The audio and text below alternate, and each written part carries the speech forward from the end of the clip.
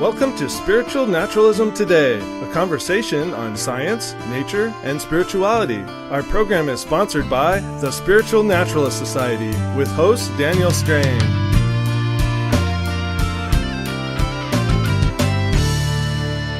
Hello, and thank you for joining us. I'm Daniel Strain, and today I'm joined by a new co-host, Thomas Schenk. Hello, Thomas. Thomas is our editing director and is also on the SNS Council. And Thomas has been with us since the beginning, and he also is one of the writers. You'll find a lot of his articles on our website, and he does great stuff. And so we invited him to join us to be one of our co-hosts here. And today we're going to be talking about spiritual naturalist perspectives on reincarnation. And we say it that way because, like all of our topics, we are just a few spiritual naturalists, and there's variation among spiritual naturalists. They have different ideas about things. But at least this way you'll get to see some examples and some ideas, and we want to hear your ideas and input. So after you listen to this, please feel free to leave us a comment on the page for this episode. So what do you think, Thomas, reincarnation? Well, I'll start by saying, that I don't believe that as anything that I can relate to as myself has ever existed in any past form or will exist beyond the day I die. But I think there are ways of thinking about the idea of reincarnation that actually, maybe I'd say mythical ways of thinking that makes sense.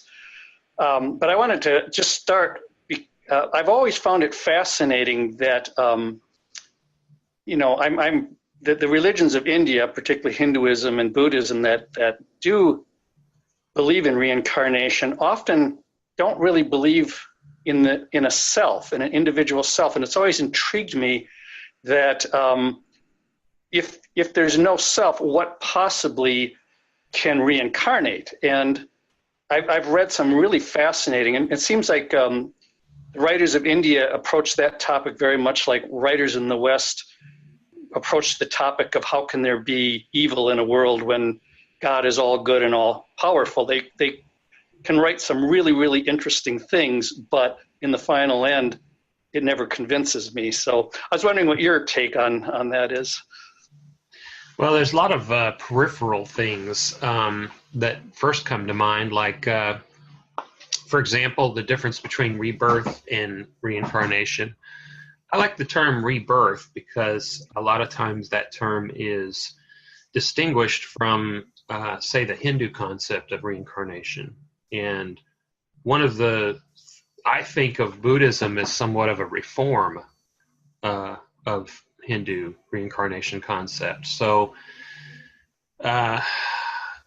in their concept, there is a atma, a spirit or an essence that is transcending of the individual life, and it transmits on to a soul that carries on. But in the Buddhist reformatting of that idea is that, like you said, there's no self, there's no continuous permanent self. So rebirth is a way to distinguish between the two concepts. And the way I've heard it described, or the way I've heard it, that question that you put, how can there be rebirth if there's not a soul? I've heard it put in terms of an analogy of those rings that you press into wax to give your seal on a letter. Mm-hmm. That it's kind of like that. It's you've got the pressing of it into wax, and then you've got that seal that carries on, even though when you get that letter, there's nothing of the ring in there. I mean, other than maybe a few particulates, but nothing consequential has come from the ring itself, and yet you can still see the impression. And what that makes me think of is that it's like a mold and a positive. And so you can, let's say that I do things in my life, they imprint upon the world, they affect the world, and then it makes the world a certain way. And then the next person who comes along is formed by that world in which they live. So, in that sense, you have imprinted your thought patterns into another person via the environment. So you've basically, made the world a better place or a worse place, and it has helped to form who that person has become in the future. Another person, a different person. I've actually heard had a Zen Buddhist kind of priest give me a very different version of Buddhist reincarnation, where instead of reincarnating into another life, it's that we reincarnate every moment, so that the real idea of ceasing to reincarnate is to stop the flux of our life, so that we can momentarily or permanently step outside of this kind of endless flux of thoughts and impressions that make up the self. So that's actually a way that I think that's an interesting way of looking at it, that in terms of meditation can really be helpful. I mean, the way what you've said is, I think, fairly obvious, but it certainly doesn't give me any feeling about living. It doesn't do much for me in a way, because it's pretty obvious that.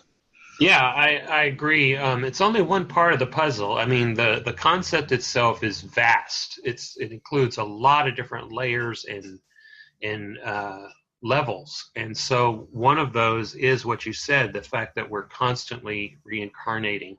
I'm not the same person I was when I was 14.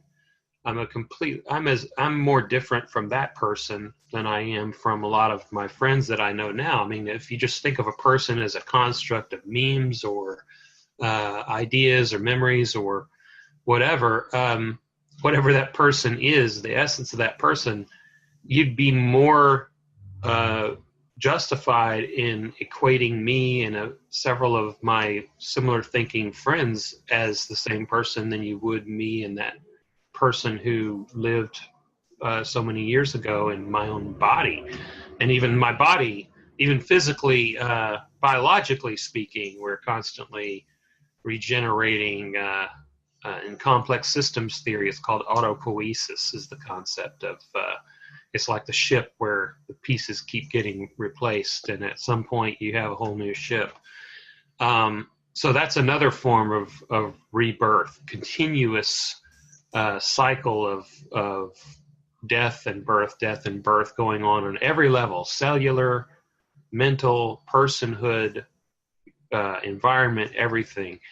But the thing you said about it doesn't do the same thing for you, this concept of imprinting on other lives.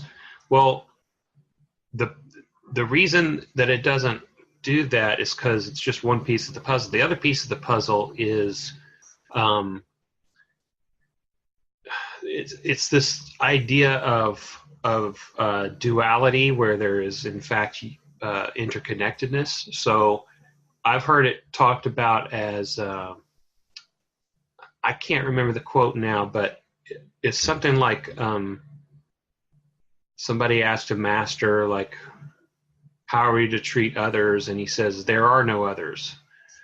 And so the idea is that our personhood, as we seek to escape the confines of the ego, we broaden our consciousness, our awareness, to be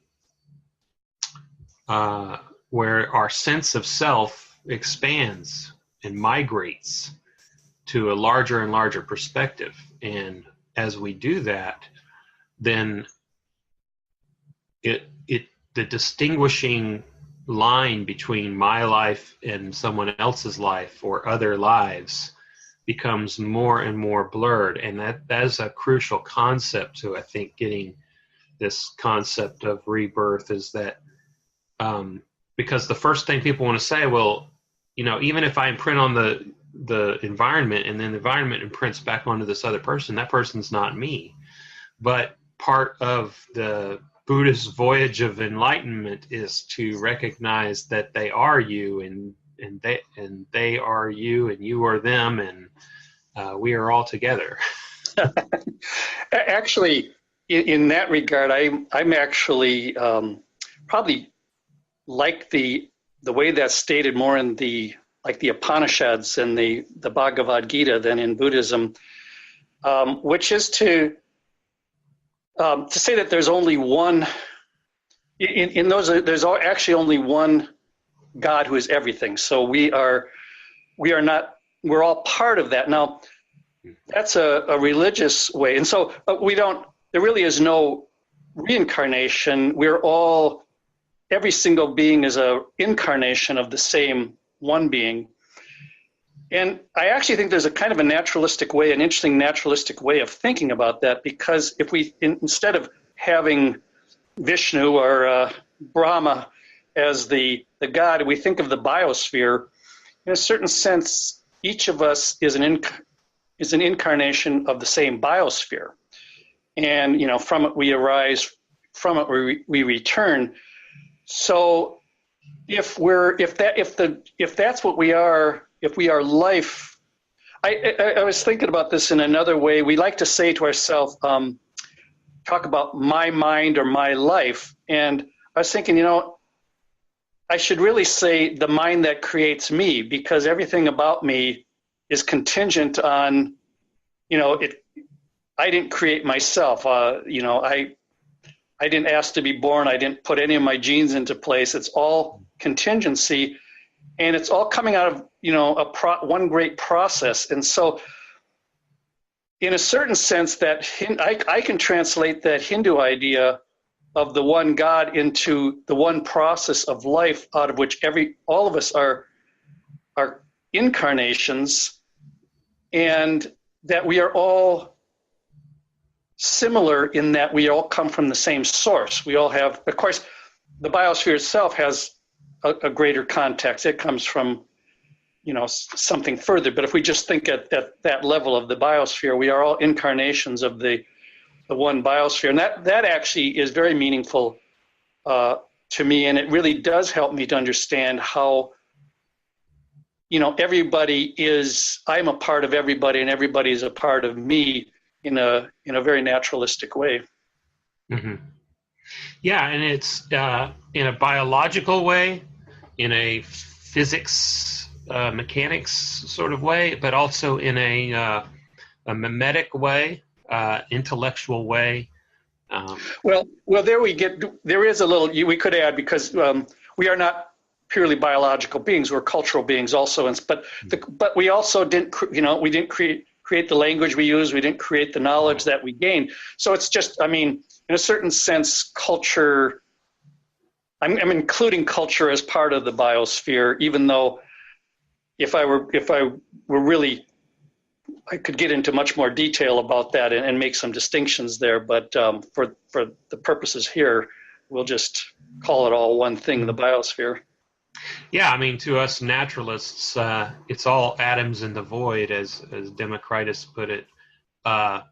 Physics and matter and space and time interacting. Yeah, except I very much feel we have to add information to that. And, you can, possibly everything is information. So whenever anyone wants to reduce things to matter, is matter really even a real thing, or is all matter just information? So it's, I have to keep information as at least the same level. And that's why, some of those, why I don't consider myself a materialist in that sense, because information is always, it's material in some sense, but it's not material in every sense. So That's to me, it another has to topic. do with emergent properties, properties that emerge as a result of the interaction of space, time, matter, energy. As all these things interact, they create relationships and causal interconnections that create information in a way. It's like the information is the retelling of what those relationships are. Yeah, I mean that's certainly one. That information emerges from something less. But I also, as I say, it could be that it's information all the way down, and in fact, that matter emerges from information rather than. I mean, we just really don't know that. So it's. Yeah, when we look at the wave-particle duality, and then we see that they've discovered it doesn't just apply to light, but matter itself has a wave. It's just got a tighter bell curve to it. Its frequency. Yeah. But that comes up into the information is sort of like any kind of reincarnation would have to be the reincarnation of information. Because obviously, but that's where I don't, that's where most ideas of reincarnation really don't resonate with me, is because I can't see that the information that comprises me. I mean, obviously, if I'm a writer or something, that possibly will imprint on somebody else, like the books that I like reading the Upanishads has a certain imprint on me, but well, I can tell you that right now you're speaking to my mother and father in some part, because the people that have had an imprint on me have transferred pieces and parts of their mental patterns into me. I mean, a lot of my perspectives and habits and ways of being came about because of the influence that other people have had on me. And so when they do that, they transmit their ideas of value, their ideas of perspective, and their ideas of their feelings, their responses. In a way, especially early on, we learn how to think and react to the world by watching others. And so if a person, I mean, a naturalist doesn't believe in a soul, so a naturalist must define personhood in some other way, informationally, as you said, or mimetically, to use the memes kind of concept. But if it's this collection of interacting data, then certainly pieces and parts of those patterns do get carried on in others. We are constantly replicating our perspectives and ideas. And so when that happens, we don't necessarily experience it as a first-person experience, but everything physical or informational, and as far as the fragmenting of it goes, people may be concerned about the fragmenting, but our own minds, this is where the no self and the knowledge of the self and the knowledge of rebirth and all these things interact with one another. They're all dependent on one another. Is that our own minds are fragmented far more than we realize.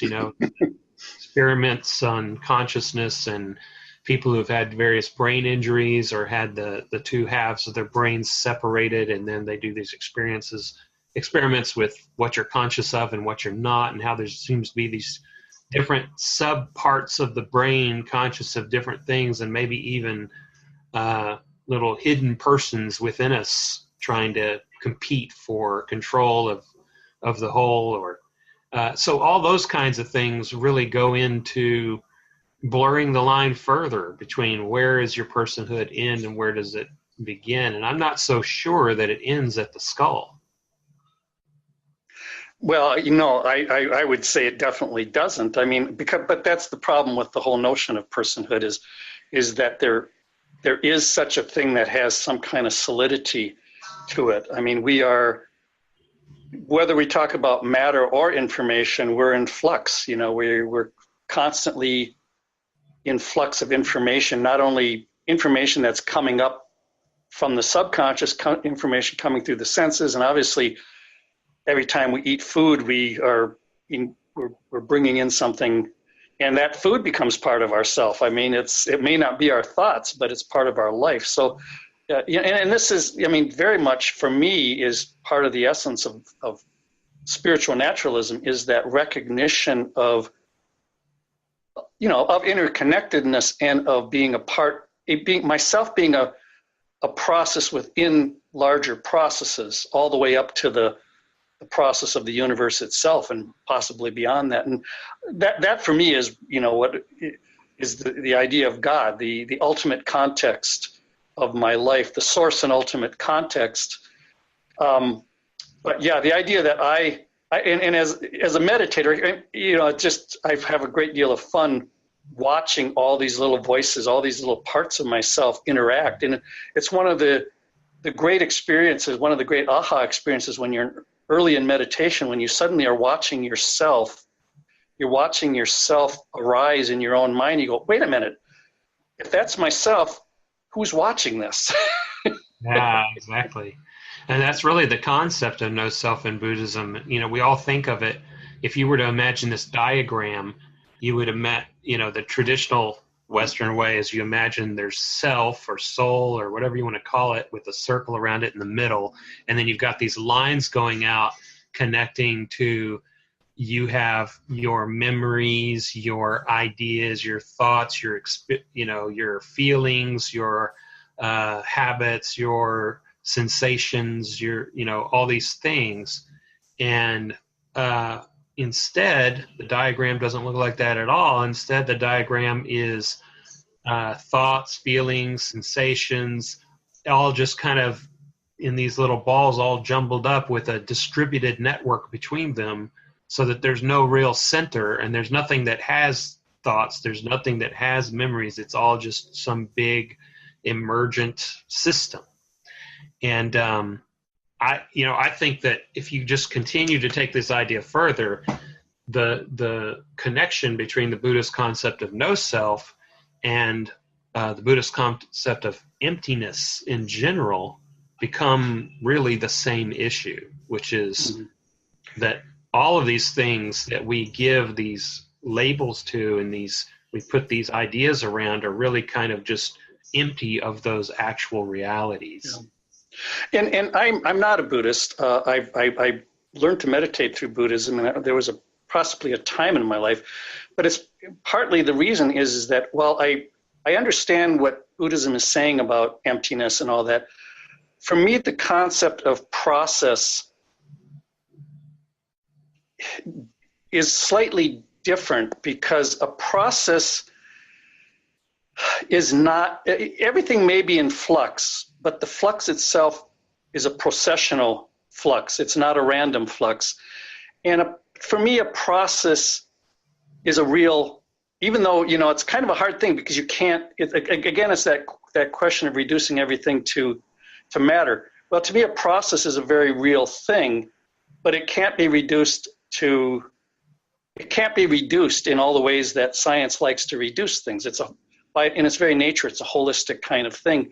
Mm-hmm. But so while I can say that, my body is very different from what it was, as you mentioned earlier, how different we are, yet there is a process that connects me to that 4-year-old, that 10-year-old, the 20-year-old. There's a narrative process, but there's also a biological process, and that's, things change, but they change based on natural law. So, so that's the one place where I get into. I've criticized the Buddhist philosophy is I think that they put too much emphasis on flux and emptiness, and they don't do justice to the way we actually feel about the permanence of the world. Yeah, I mean, there's definitely an agenda in Buddhism as a movement, and the agenda is to shake us out of our delusions. And so that necessarily means that it has to focus on certain things, because it's not going to focus on the things we naturally drift toward anyway. But I see what you're saying. A lot of, just for our listeners' sake, let me, kind of elaborate on this a little bit. We talk about Buddhism a lot in a lot of our things and writings and stuff like that. But we also talk about other traditions. Some spiritual naturalists are Buddhists. Some do not consider themselves Buddhists. Some consider themselves Christians. Some consider themselves Taoists or Stoics or Humanists or some combination thereof. Each person, of course, decides, what they're going to consider themselves. But we're really more interested in the ideas. What works, what doesn't, how do they compare with ideas from other traditions or our own ideas. And, if there's this kind of tolerance level everybody has with how similar does it have to be to this or that to still call it by this name. I kind of view Buddhism as such a vast and complicated tradition that, there's a certain core hierarchy of concepts that to me are Buddhism. And it's real strange because the first thing that a lot of people think in the West when they hear Buddhism, they go right to reincarnation or karma. And to me, those are tangent things. they're interesting, footnotes or parts of the philosophy that interact with it. But to me, the core Buddhism is the Four Noble Truths, the Eightfold Path, that sort of thing. And I even see like the stuff we've been talking about reincarnation, and what we're calling our naturalistic interpretations of it or takes on it really aren't necessarily that far off from a lot of the ancient ways that they were trying to get at.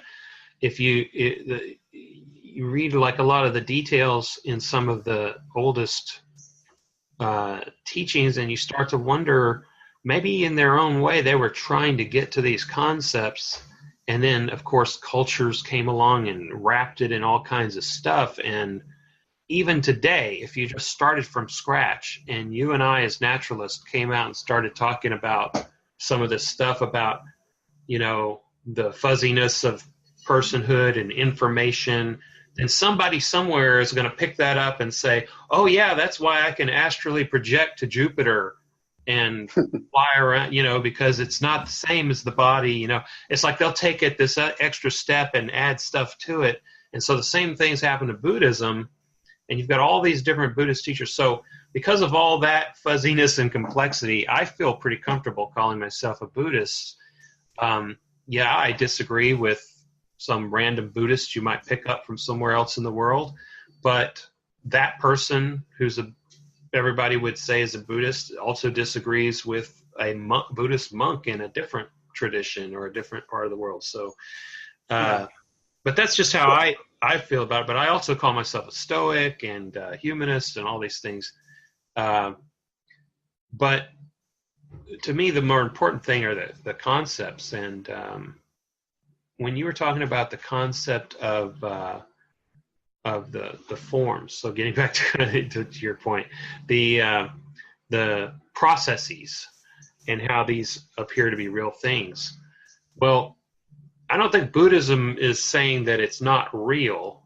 One of the distinctions that I found one time was that Buddhism talks about conventional truth and ultimate truth. And so conventional truth, you say, yes, there is a you because you meditate. You tried to become enlightened. There's somebody who's doing that. So conventionally speaking, and it's kind of like conventionally speaking, you would say there's a Big Dipper. The Big Dipper is not a figment of people's imagination. It's a thing, it exists. The United States of America conventionally exists. But the Big Dipper when you change your perspective, you fly to another star system, it's not going to look like a dipper anymore, you know? So is it real or is it imaginary? Ultimately, there's this other thing. And I think that's how processes are. It's like, yes, there is a reality that certain things are interacting inside sort of a more tightly with one another than with things outside of that. But ultimately, there's this other ultimate kind of truth where we recognize that it's not quite as solid as we think or permanent as we think. Well, let me, I think that's all. I just want to bring up one other idea here about reincarnation, because I've been reading, I've always been interested in India, and I've read endlessly about it, and I've never visited it, but one of the things about India is it's, in terms of its beliefs, it's a very, very conservative. And so that it never really, ideas never really disappear. They get transformed, but so that even when people don't believe in reincarnation, or even when people don't believe in God, they still will pay homage to the tradition. And I think some of the continuation of reincarnation in India is just the fact that it's respect out of the tradition itself, so that nobody will kind of say, no, reincarnation doesn't. They'll find a way to incorporate the idea into the belief system rather than try to challenge it. So even though I think that a lot of the writings I've read in India, clearly the people are skeptical of the notion of any kind of common understanding of the idea of reincarnation. They still hold a certain allegiance to it just because it's part of their culture. And so. Yeah, I totally agree. I mean, that same thing is happening everywhere. This cultural version of every religion. It reminds me of one time when I was president of the local humanist group. We had some visitors come in, and they were from. They might have been from Russia, but it may have been another. No, I think it was Russia, and they said that we would tell people we're Catholics because that's what you are over there. You're Catholic. And then we got over to America and we were like, whoa, you guys really believe this stuff. So they just, it was a cultural thing to them. But I'm sure that's happening in all the religions, some more than others. But I think you're right. I think that's part of it. But to me, the interesting thing, I mean, for my own personal practice, and I guess, we try to focus on the practices here in SNS for our members, who are naturalists and trying to build their own practice. So I try to bring it back to that and think, okay, what in this concept is important for me as a naturalist? What do you think? I'm not so sure that in terms of my own practice, that it really is it's not a concept that I really pay much. I mean, it's not really integrated into the way I think about. Basically, in terms of all my practice, I just accept individual death, and that's, I think, for me, is actually the really important thing. Is in particular, I'm getting pretty old here, and I'm realizing I don't have a whole lot. It's coming. So, the feeling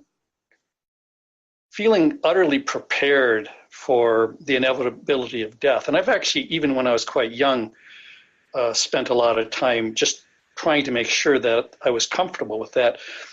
So I think the idea of the idea of an afterlife in any way doesn't make me feel good.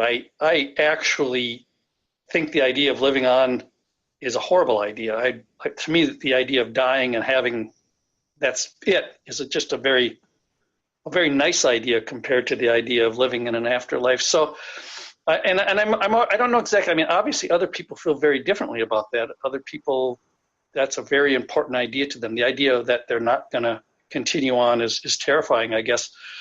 So I guess people have to come to their own feeling about that. But I do get, as I say, that earlier idea I had about the idea that what is most real in me is not my ego, not this self, but it's the fact, it's life itself that's most real, and that I can actually relate to, as I say, the biosphere as the producer of all life, that in a certain sense, the fact that others are going to live after me actually brings me joy. I take joy in the idea that of another person, not me, but another person living, other people who are living now, who've lived in the past. So it's actually that, you talk about expanding outward. It's expanding outward to that idea that, hey, it's wonderful. I hope that other people can enjoy life as much as I've enjoyed mine, and I hope that, to the extent that spirituality has helped me, to help me to get to that level of joy, that these spiritual traditions will stay alive, and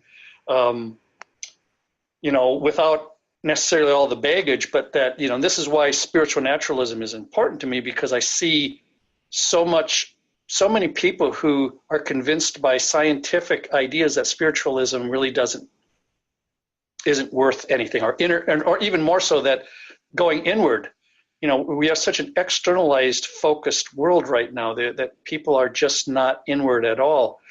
And I think that's a really kind of a sad thing, because for me, at least, I find that the inward part of me is where the action is.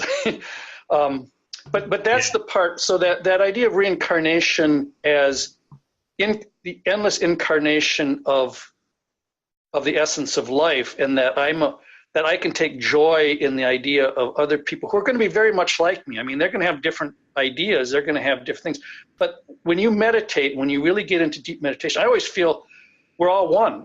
That every person who's in really, kind of complete meditation is in the exact same place.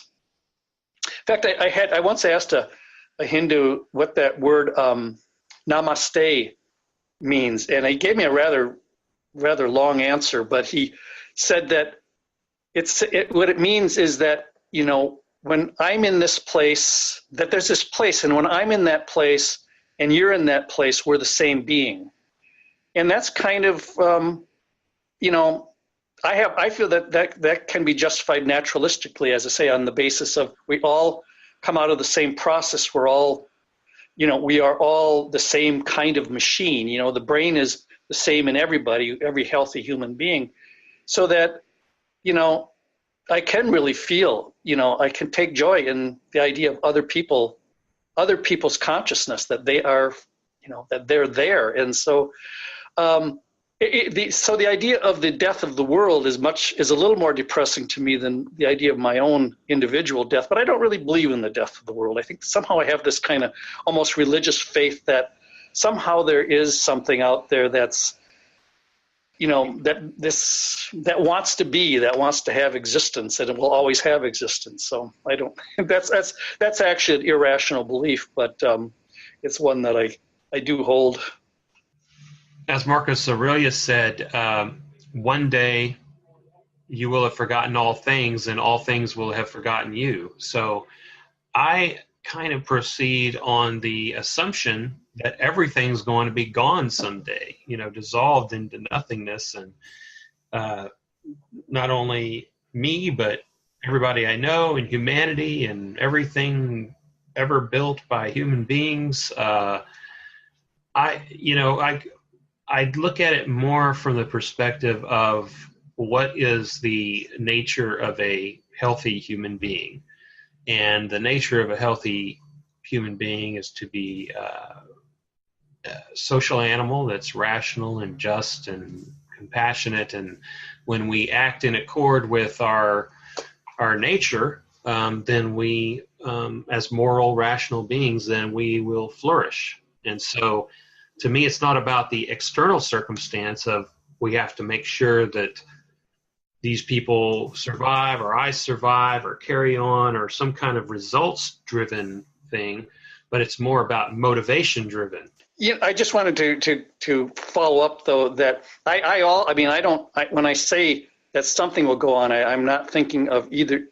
I guess I'm thinking of, the kind of cosmological theories that now have to posit a multiverse, and that have come to the kind of the conclusion that even though this world is going to run down, that there are endless universes. Now that's all kind of out there, but it actually, it does, the idea that other universes like our own, so that other beings like us would still exist perhaps endlessly, is I guess that's that little bit of the idea of eternity that has that, to me, it brings a certain kind of happiness, even though it has nothing to do with me whatsoever. Just the idea that that something will exist, is a nice idea, I think. Although I got to say, some of those cosmological ideas are also, they get a little mind-boggling. But that's a whole different topic, though.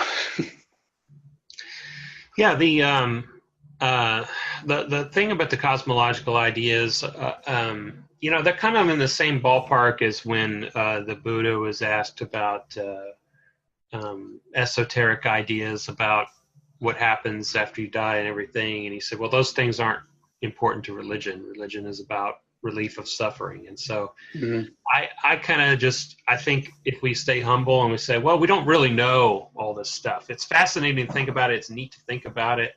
But to me, that it's a lot more practical. It's like, I know it is for you too, but I focus on this practical side of it about, if I stay mindful of the interconnectedness of me to everyone else, and what I do in life affects other people, and I remember, and I can gain some sort of empathy for the happiness of other people, it makes me happier. I have more sources of happiness then. But then that interconnectedness, it brings joy to my life, and it gives me purpose, and it gives me a sense of, who I am and what I'm doing, and it helps me to flourish. So this idea of rebirth also is the same way. It's this constant reincarnation, constant changing. The opposite of life is not death. The opposite of death is birth. The birth and death together are a cycle that make life. And so if I keep those things in perspective, it helps me deal with things like fear of death and fear of change or loss or attachment. So for me, that's the function of it in my practice, is it just, keeps things in perspective. There's a little line in, I think it's chapter 16 or verse 16th of the Tao Te Ching with the Stephen Mitchell translation, where at the very end he says, immersed in the wonder of the Tao, I can deal with whatever life brings, and when death comes, I'll be ready. And that little thing of to be able to deal with whatever life brings and to be able to accept and be ready for death, to me that wraps up, if it's a very simple way, all the value of spirituality. Those two little lines, to me, that's sort of the the essence of its value for an individual. Obviously it does some more in that hopefully it does make us behave better and expands us out. But that's part of just being able to deal with life, to be able to deal with life well. And because, goodness is good because it's good for us. Yeah, that is a great quote, and I think it's a great point for us to go ahead and conclude on. It looks like we're running short on our time, but it's been a fascinating discussion. I really enjoy this topic. Thanks for joining me, Thomas. Okay, it's been a pleasure to be here. And if you all out there listening want to leave us a comment, we have a different webpage for every episode, and you can leave comments on it. Please join us at snsociety.org. And we'll see you next time. Thank you. This program was sponsored by the Spiritual Naturalist Society. Learn more and become a member at spiritualnaturalistsociety.org. Our music was composed by John Clemisrude. Please share our program and join us next time on Spiritual Naturalism Today.